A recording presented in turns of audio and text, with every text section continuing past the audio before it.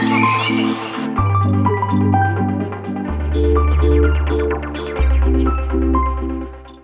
여러분 안녕하세요. 카메오진 최정필 기자입니다. 저는 지금 신사동에 지금 간단하게 마련이 된 지프의 4x2 출시 행사에 나와 있습니다. 이 4x2가 가지고 있는 의미가 조금 있는데요. 와일드한 이미지를 적극적으로 끌고 가고 있는 이 지프라고 하는 브랜드에서 처음으로 선보인 전동화 모델입니다. 지금 제 뒤에 4x2 모델이 준비가 되어 있는데 이 차 지금부터 한번 살펴볼 수 있도록 하죠. 일단 외관에서 보면은 크게 변화된 모습을 찾아보기는 어렵습니다. 지금 보고 계시는 이 컬러 같은 경우에는 랭글러 4x2에 새롭게 추가가 된 하이드로 블루라는 컬러예요. 지금 뒤쪽을 잠깐 비춰주시면은 흰색하고 옆에 검은색 그리고 이 파란색까지 총 3가지 컬러가 출시가 되게 됐습니다. 국내에 출시된 구체적인 모델로는 예전에는 사하라라는 모델로 판매가 되다가 세대가 바뀌면서 변경이 된 모델이죠. 랭글러 오버랜드, 그리고 이 오버랜드에 전동탑이 적용이 되어 있는 오버랜드 파워탑 2가지 모델로 출시가 됐습니다. 일단 겉에서 봤을 때는 크게 변화된 차이점을 찾아보기는 조금 힘들 수도 있다라고 생각이 돼요. 이 첨단 전동화 파워트레인이라는 것을 조금 더 맞추기 위해서 적용이 되어 있는 LED 헤드램프라든가 전통적인 7슬롯 그릴, 그리고 그 안에 들어가 있는 투톤의 컬러를 이용을 해서 조금 더 포인트를 준 그런 모습들을 확인을 할 수가 있고, 범퍼는 여전히 굉장히 와이드하고 탄탄해 보이는 플라스틱 범퍼가 적용이 되어 있는 모습도 특징입니다. 지금 이 차 같은 경우에는 번호판이 아니죠. 네임플레이트가 이렇게 적용이 되어 있는데 4x2, 이 2자라는 글자를 보시면은 플러그하고 약간 좀 지프가 달려가는 듯한 그런 모습이 같이 섞여 있는 그런 재밌는 폰트로 만들어 놓은 것도 특징입니다. 이런 것들을 이용을 해서 4x2, 사실 이 4x2가 랭글러에만 적용이 되는 것이 아니거든요. 앞으로 나오게 될 컴패스라든가 체로키, 그랜드 체로키, 레니게이드 여러 모델들에 다 이 4x2라는 것이 적용이 될 예정인데, 그런 것들을 다 상징을 하는 그런 로고 아닌가 생각이 듭니다. 4x2가 다른 모델들하고 좀 차이가 있다라고 하는 부분이 운전석 쪽 옆에 있는 이 부분이에요. 사실 다른 부분들에서는 크게 찾아볼 수가 없는 그런 점들이 좀 있는데, 이 부분만큼은 일반적인 랭글러하고 4x2하고 완전히 차이가 좀 나게 됩니다. 지금 여기에 다시 한번 이 로고가 적용이 되어 있는 모습을 확인을 하실 수가 있죠. 여기다가 이제 충전 포트, 전기차, 이 차 같은 경우에는 그냥 하이브리드가 아니고 플러그인 하이브리드 모델입니다. 일반적인 가솔린 모델하고 이 전기차 모드하고 같이 섞여 있는 그런 플러그인 하이브리드 모델이기 때문에 하이브리드 모델임에도 불구하고 이렇게 충전을 해야 될 필요가 있어요. 근데 이 충전 같은 경우에는 그냥 완속 포트로 충전할 수가 있게 되어 있습니다. 지금 옆에 있는 이게 지금 커서 카메라에 다 안 나올 텐데, 4x2를 공식적으로 론칭을 할 때 이 스텔란티스의 오피셜 영상에서 나왔던 태양광 충전 포트예요. 지금은 이 모형이기 때문에 태양광이 작동은 안 하고 있는데, 실제로 이렇게 전기차 충전 포트가 작동을 하는 형태로 구현을 해놨습니다. 사실 이게 되게 재밌는 게, 자연에서 오프로드를 즐기다가 이런 포트, 이런 구성을 만나게 된다면은 조금 느리기는 하지만 충전을 할 수가 있다라는 뜻이 되거든요. 이 지프의 4x2하고 정말 잘 어울리는 그런 구성 아닌가 생각이 듭니다. 충전에 대한 이야기가 나왔으니까 충전에 소요되는 시간을 이야기를 해보면은 사실 배터리의 용량 자체가 그렇게 크지는 않아요. 이 점 같은 경우에는 4x2를 비롯해서 플러그인 하이브리드의 특징이다 라고 이야기를 할 수가 있는데, 이 랭글러 4x2 같은 경우에는 한 2시간 40분 정도 충전을 해야지 완전 충전이 된다고 합니다. 배터리가 완전히 충전됐을 때는 전기 모드로 약 32km 정도 주행을 할 수 있다고 해요.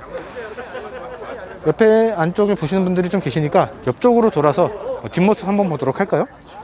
사실 옆모습에서도 크게 차이는 찾아볼 수가 없고, 오버랜드, 사하라를 이은 오버랜드 모델이기 때문에 핸들까지 이렇게 파란색으로 들어간 모습들을 확인을 할 수가 있습니다. 지금 뒷모습인데, 뒷모습에서도 사실 크게 차이점은 없어요. 이 하드 케이스, 이 스페어 타이어를 덮고 있는 하드 케이스도 일반 랭글러에서 똑같이 만나볼 수 있었던 부분이고, 옆쪽에 사실 여기 파란색으로 들어간 게 정식 로고거든요. 다른 부분에는 이제 컨셉에 맞춰서 디자인이나 색깔이 바뀌다 보니까 약간 좀 다르게 나왔는데, 이 파란색 로고가 사실 꽤 이쁜 편인데 차 색깔도 이쁜 색이다 보니까 크게 티가 안 나는 그런 좀 문제 아닌 문제가 생긴 건 아닌가 생각이 듭니다. 사실 거창하게 이야기를 하면서 뒤로 왔는데, 뒤에서도 사실 변화가 없어요. 배기구 여전히 똑같이 안 보이고요. 안쪽에 하나만 들어가 있거든요. 이런 점 같이 참고를 하시면 좋을 것 같습니다. 우와. 오, 지금 발을 내리기 전에 약간 좀 멈칫했는데, 보통 랭글러라고 한다면은 오프로드를 달린 다음에 실내 청소를 좀 깨끗하게 할 수 있도록 하기 위해서 바닥을 플라스틱 바닥으로 하거나 철판으로 된 매트를 깔거나 그렇게 되어 있거든요. 그런데 오버랜드를 기반으로 했기 때문인지는 모르겠지만 바닥에 요 패브릭이 좀 마련이 되어 있습니다. 그래가지고 여기 한 번만 비춰주세요. 이 더러운 신발 신고 타면은 되게 안 될 것 같은 그런 구성이 되어 있어요. 이 차 타고 오프로드 많이 가실 텐데 조금 참고를 하셔야 되지 않을까 생각이 듭니다. 실내 같은 경우에도 일반적인 랭글러하고 약간씩 좀 차이가 있어요. 실내가 오히려 외관보다 더 차이가 있지 않나 생각이 되는데, 하이브리드 모델이기 때문에 요 계기반에서의 차이가 약간 좀 있어요. 속도계가 왼쪽이나 오른쪽이나 다 없고, 왼쪽에는 엔진 회전기에, 오른쪽에서는 하이브리드 파워트레인과 연결되는 이 전기 모터의 파워 게이지, 아래로 내려가면은 차지, 위로 가면은 파워를 얼만큼 쓰고 있는지를 확인을 할 수가 있는 그 게이지가 자리를 하고 있습니다. 그리고 RPM 게이지 옆에는 이 수온계가 자리를 하고 있고요. 하이브리드 파워트레인 게이지 옆에는 연료 게이지가 남아 있습니다. 전체적인 속도나 뭐 남아있는 배터리의 잔량이라든가 이런 것들은 다 가운데 있는 이 디지털 클러스터에서 확인을 할 수가 있는 것이 좀 특징이다, 이렇게 이야기를 할 수가 있을 것 같고요. 인포테인먼트 같은 경우에는 크게 차이는 없어요. 마찬가지로 랭글러에서 만나볼 수 있었던 오프로드 페이지라든가 하이브리드를 위한 페이지도 자리를 하고 있습니다. 출력 현황, 주행 기록, 예약 충전, eSave 이렇게 자리를 하고 있는데, eSave에 대한 거는 요 왼쪽에 있는 이 주행 모드에 대한 이야기를 같이 해야 될 것 같아요.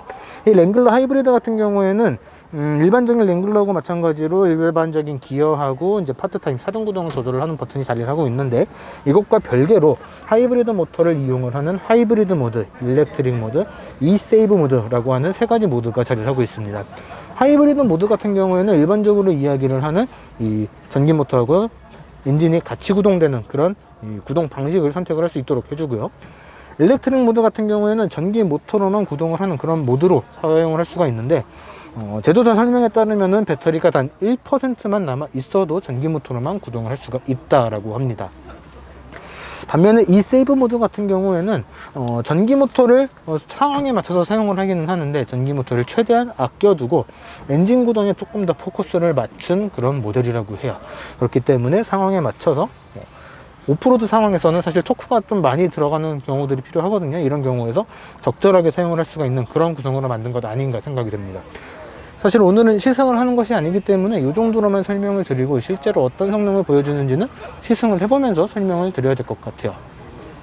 어이구야, 이거 데모칸데 벌써 이렇게 다 나갔다. 어떡하지?